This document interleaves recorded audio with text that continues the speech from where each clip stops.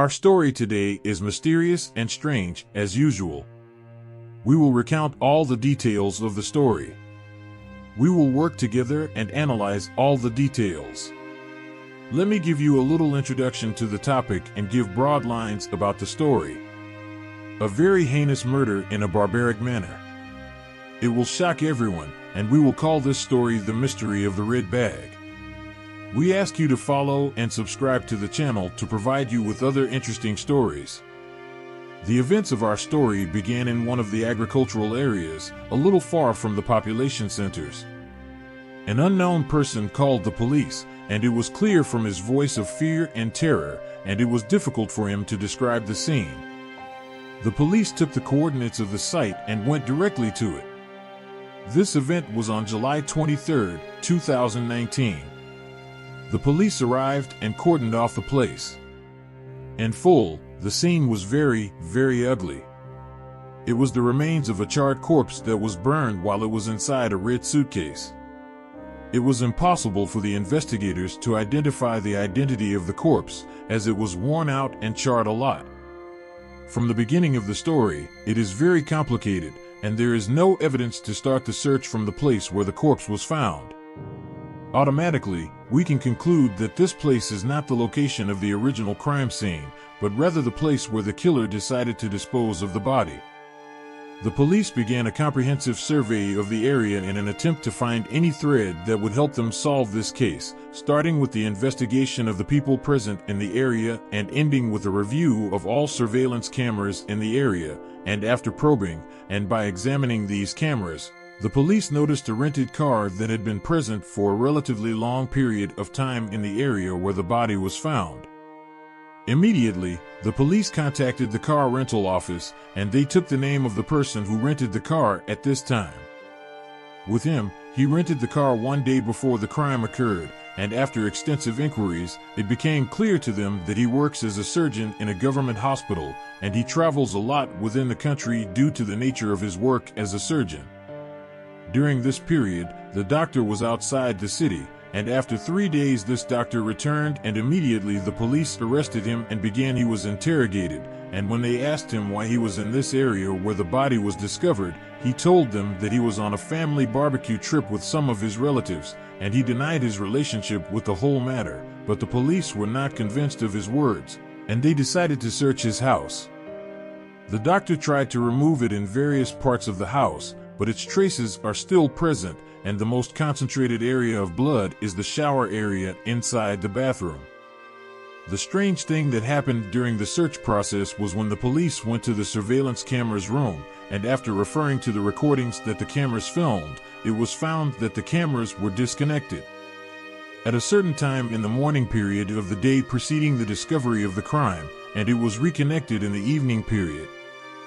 When the suspect was asked about the reason for disconnecting the cameras, he stated that it might be a technical defect that affected the cameras, or perhaps because of the electricity disconnection at a certain time, and the police wanted to continue watching the camera's recordings of the late at night. The investigators noticed that the doctor came out with a girl from his relatives carrying a red bag and put it in the trunk of the rented car. Here, the investigators began to understand the details of the case. The experts compared the red bag that appeared in the video with the remnants of the red bag that was found in the crime scene. The girl who appeared with the doctor in the recordings was arrested and brought to the security center, and after confronting the suspect and his partner with the evidence that appeared to the investigator, they could not deny and confess to committing the crime, and their confessions were as we will list them for you in detail. The victim was a man in his 50s working as a paramedic in the same hospital in which the perpetrator works. He also worked in the field of facilitating the issuance of a travel visa for those wishing to immigrate. He was assisted in this field by the perpetrator's doctor. The guarantee, and in one of the deals, the perpetrator spent the sums received from the victim and did not finish the work required of him. The perpetrator ends the matter with him and gives him the option to return the money to him or complete the work required of him.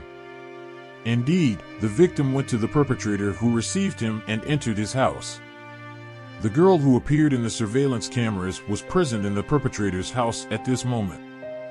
During the victim's entry into the house, the girl disconnected the surveillance cameras, and she had the ropes and wires were prepared to tie the victim in prior agreement with the perpetrator, and the girl provided the juice saturated with a narcotic substance to the victim, and after a few moments, the anesthetic began to take effect on the victim, and suddenly the perpetrator pounced on the victim and began directing strong punches on the head, and the victim's head began to bleed and blood spattered in the place, and the perpetrator decided to strip himself his humanity and decided to end the victim's life in an ugly way, and began by dragging the victim from his feet to the bathroom and placing his head inside the shower, and the perpetrator took advantage of his experience in his original profession, which is a surgeon, and took a knife and began to cut his neck and filter his blood inside the basin, and after 3 minutes the blood of the victim was filtered, who died instantly and became a lifeless body. The doctor tied the victim and made him squat and brought the red travel bag and put the body inside it.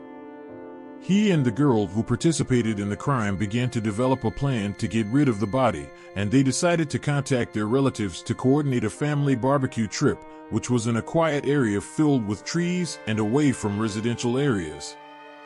After that was coordinated and the family met in the barbecue area, the perpetrator sought permission from his relatives to drive away from them by a distance of approximately 60 meters. He took down the suitcase containing the corpse and dragged it to a rocky place.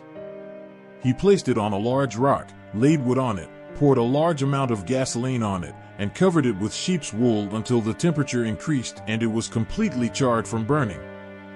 He set it on fire, and from the power of the fire the body was completely charred and only 2 teeth were left of it, but the plan did not end after the disposal of the body and burning it, as the perpetrator, after 2 days, traveled outside the country and visited the relatives of the victim and told them that their son had defrauded his clients and collected large sums of money and traveled outside the country fleeing with the stolen sums. We return to the trial of the perpetrator.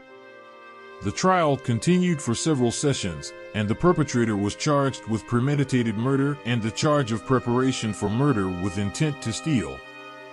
The perpetrator was sentenced to death by hanging until death. As for his partner in the crime, she was convicted of interfering in premeditated murder and interfering with premeditated murder with intent to steal, and she was sentenced to 20 years in prison with temporary occupations.